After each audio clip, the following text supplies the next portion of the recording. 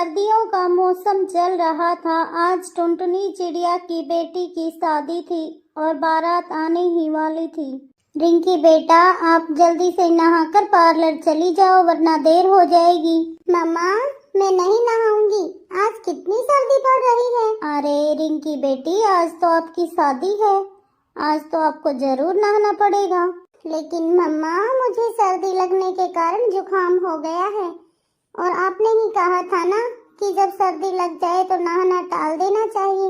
हाँ, मैंने कहा था, लेकिन आज आपकी शादी है तो नहाना तो आपको पड़ेगा नहीं बेटा। फिर रिंकी अपनी मम्मा की बात मानकर नदी पर नहाने चली जाती हैं। अरे बाप रे, ये पानी तो बर्फ के जैसा ठंडा है।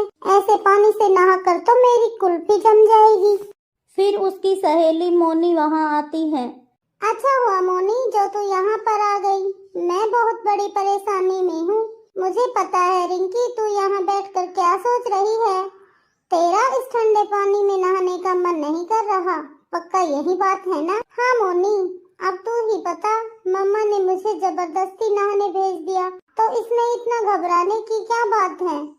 तू ऐसा करना, अपनी मम्मा से झूठ बोल देना कि मैं नहा कर आई हूँ। ठीक है मोनी, अब मैं नहीं नहाऊंगी। हाँ, तू भी मेरी मम्मा को कह देना कि मेरे सामने ही नहा कर आई है रिंकी। झूठ तो मैं बोल दूंगी, परंतु तू भी अपने सिर को पानी में भिगो ले। फिर रिंकी चिड़िया ऐसा ही करती है, वो अपने सिर को पानी से भिगो लेती है। फिर वो अपने घर पर आ जाती है। रिंकी बेटी, आपने नहाने में बहुत देर कर दी, बारात घर से निकल पड़ी है। अब आप जल्दी से पार्लर जाकर तैयार हो जाओ। फिर रिंकी चिड़िया गोरी कोवी के पार्लर चली जाती है। आ गई रिंकी, आपको तो 2 बजे आना था, फिर इतनी लेट कैसे हो गई। क्या बताऊं गोरी आंटी, बहुत सर्दी पड़ रही है ना, इसीलिए मैं लेट हो गई। आज तो आपकी शादी है और शादी वाले दिन लेट नहीं होते। आंटी, अब आप जल्दी से मेरा मेकअप कर दो। रिंकी, इतनी जल्दी नहीं होगा ब्राइडल मेकअप, थोड़ा समय तो लगेगा बेटा। कहकर गोरी रिंकी का मेकअप शुरू कर देती है। रिंकी बेटी, आप अपनी आंखें बंद करो, मैं सबसे पहले आई मेकअप करती हूँ। ठीक है आंटी, आपको जो करना है जल्दी कर दो, मुझे बहुत ठंड लग रही है। ठीक है रिंकी बेटी, मैं आपका मेकअप जल्दी ही करूँगी। फिर गोरी कोवी रिंकी का आई मेकअप शुरू कर देती है। इधर रिंकी की बारात आ चुकी थी और सब बेसब्री से रिंकी का इंतजार कर रहे थे। बहन जी, कहाँ है रिंकी बिटिया? शुभ मुहूर्त निकला जा रहा है, आप जल्दी से रिंकी को बुला दीजिए। बहन जी, आप बिल्कुल भी चिंता ना करें, रिंकी आती ही होगी पार्लर से। टुनी चिड़िया को बहुत गुस्सा आ रहा था। वह बंटी कबूतर से कहती है कि भैया, आप जल्दी से गोरी कोवी के पार्लर चले जाओ। ये क्या कह रही हो टुनटुनी बहन, मैं भला पार्लर क्यों जाऊं? मुझे थोड़े ही मेकअप कराना है। भैया, आप रिंकी को लेने चले जाओ, ना कि अपना मेकअप कराने। वो अभी आई नहीं है और शुभ मुहूर्त निकला जा रहा है। फिर बंटी कबूतर गोरी के पार्लर जाता है। गोरी आंटी, आपने ये कैसा मेकअप कर दिया है? मुझे तो बिल्कुल भी अच्छा नहीं लग रहा। रिंकी, आपने ही तो कहा था कि मेकअप जल्दी जल्दी करना, और जल्दी जल्दी में ऐसा ही होता है। और वैसे भी कितनी प्यारी तो लग रही हो, और तुझे क्या चाहिए? नहीं गौरी आंटी, आप झूठ बोल रही हैं। आपने तो मुझे बिल्कुल चुड़ैल जैसा बना दिया है, और ऐसा मेकअप करवाकर मैं घर नहीं जाऊंगी। ठीक है, अगर घर नहीं जाना तो मत जाओ, शादी आपकी है, मेरी थोड़ी ना है जो मुझे फर्क पड़ेगा। गोरी कोवी की बातें बंटी कबूतर सुन लेता है और कहता है, गोरी, रिंकी बिटिया सही कह रही है, आपने तो मेकअप के नाम पर इसे चुड़ैल बना दिया।